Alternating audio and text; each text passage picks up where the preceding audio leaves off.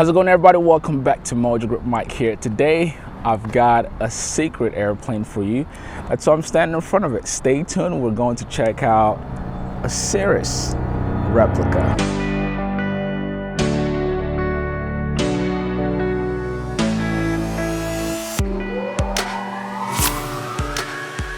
Boys and girls, you know we've covered this plane on this channel before actually, but this is a newer version of it. If you recall back at Sun and Fun a couple of months ago, we covered the 2.0 version or model of this aircraft, and this is the Model 3 version of it, which has a lot of really cool new changes. A lot of things has been modified on the inside. Outside, it still very much looks like a Cirrus, and that's why I called it a Cirrus replica. You look at this aircraft, it's pretty much designed in the liking of a Cirrus, and you see when we get on the inside too. But I'll just go around it for you here, and here's the story with this thing. The designer of this airplane actually wanted a Cirrus, but guess what? He didn't feel justifiable that Cirrus cost $1 million. And so he went to the lab and voila, we've got this.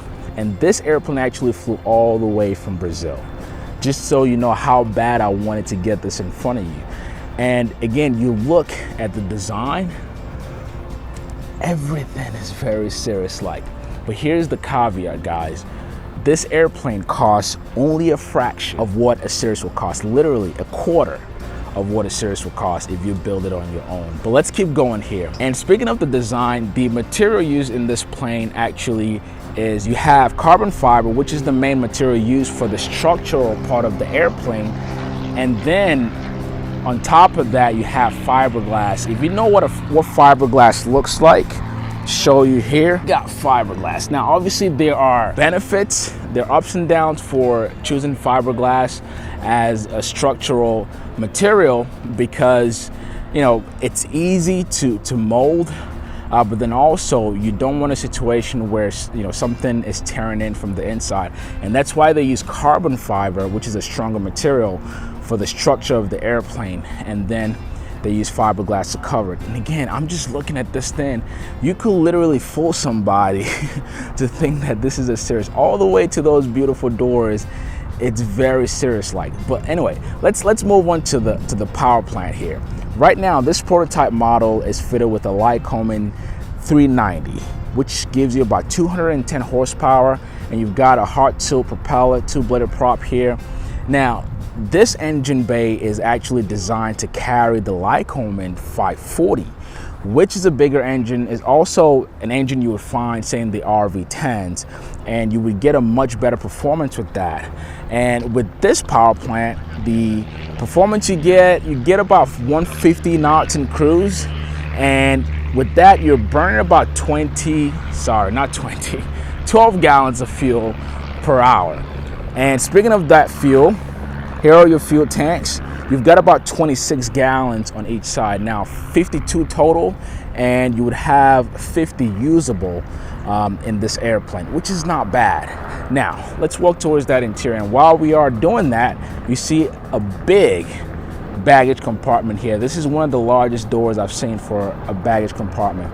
But let me show you this interior, guys. If you've been watching Mojo Grip videos long enough, you know that I am very, very big on the interior. That's because to me, this is where you spend most of your time as a pilot. So comfort matters, the finishes matters, things that you're touching and you're looking at should matter. But let me show you guys. Here we are, ladies and gentlemen. Tell me you don't see how large, how wide this cabin is. Again, very Cirrus-like. Cirrus, I believe, has 51 inches wide, basically the widest cabin in its class, and you won't find any different here. This is a very wide cabin, and you can see even all the way to the seats. Okay, this is a 4-seater airplane. Right now, the back seat is fitted with auxiliary gas tanks. That's because, again, this thing flew all the way from Brazil, so they need the extra fuel to plug in to be able to fly it over the ocean. And another thing that you find very similar to Cirrus are, you guessed it, look at those side sticks. So again, you have side sticks, and the benefit of having this is just you have room. You have, because this real estate over here, it's extremely important because we all come in different shapes and sizes. So when you have bigger guys or girls flying this thing, you want them to have enough room for their legs, and you can see the leg room also. And I believe these seats are scrollable, so you can push them back and forth. You've got some gauges here actually, which I thought was cool. So you can check your fuel gauge, and I believe this is just your backup because this thing is also fitted with a glass avionics panel. Now you can see there, these are MGL, which is the beautiful part of flying an experimental airplane.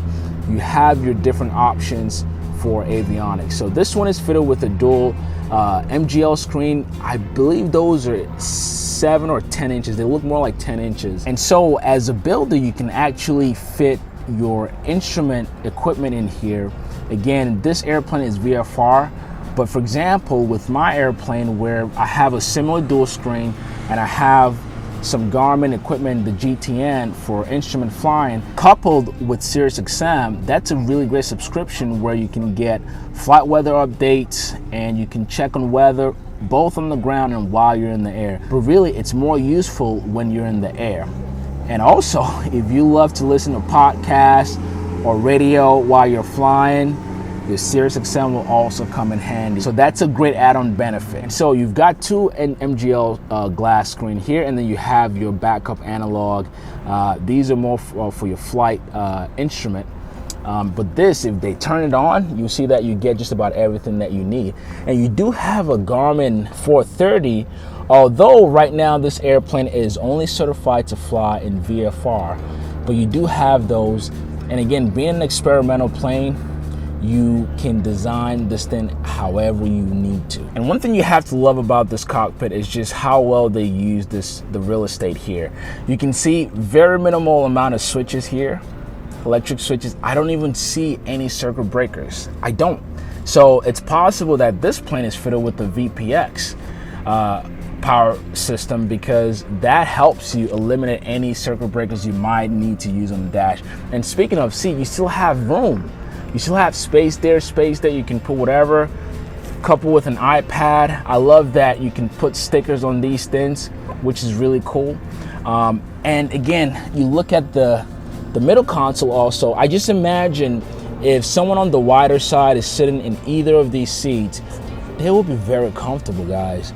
The seats are very well spaced out, even with the side sticks, very well spaced out. And then you look in the back, I can't show you too much of it again, because we've got this huge fuel tanks, but look at how much room you have for your baggage. That's a lot of space back there. You can literally put another seat, a whole person back there. That's how big this cabin space is.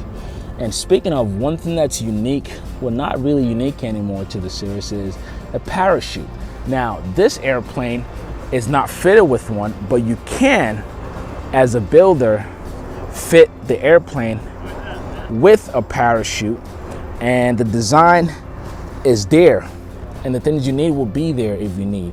And one last thing I want to touch on, cabin here, is your levers. So again, because you have a legacy engine for this airplane, you do have a throttle, prop, and mixture. So it's a constant speed prop, and that's why you have a lever there. Your fuel changer there, and just little things that you can add that I don't see in here are USB ports. Again, it being an experimental, you have enough real estate up here that you can add some USB ports there.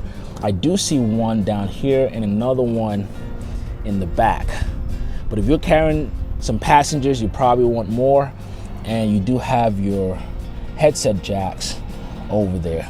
But at the end, I gotta give it to the designer. They did a really neat job with this baby, man. It looks really good in here. And again, compared to the airplane that we saw at Sun and Fun, this whole thing was a little messy and claustrophobic for me. But if you look at this new design, you have, God, look at the ample legroom you have here in the back. And this middle console that stretches all the way to the back also still gives you a lot of room. And again, that baggage room back there, you have room for days. So guys, We got to clap it up. Now, let's get outside and we'll go through some numbers of what you would be looking at if you were looking at this airplane. Okay, back outside, guys. Now let's talk some numbers. For those who are interested in actually building one of these, I'm going to leave the link to the distributor of this aircraft in the description, so check it out. But here are the numbers. If you are looking to build this aircraft, all in, you're going to be looking at $250,000 to $350,000. That's with your kit. If you build it yourself in your garage or in your hangar, you probably save about $100,000. So depending on the equipment and avionics and features you put in this thing, you're gonna spend anywhere from $200,000 to $250,000. But if you have it built by a factory or quick build assist program, just add about $100,000 to that cost. So all in, you would spend anywhere from $250,000 to $350,000 to get a fully loaded airplane like this. And guess what? You'd be getting the performance of a Cirrus really for a third of the price. Anyway, I hope y'all enjoyed this video. If you did, please leave your comments below and share to me what you like best about it and perhaps what you don't like. Thanks so much for watching. And guys, thanks also for those of you who are paid members. It really means a lot. It helps bring out more of this content. And if you are not a paid member yet, please consider becoming a paid member because it does go a long way for me to get you more of these videos. Thanks so much, and I will catch you on the next video.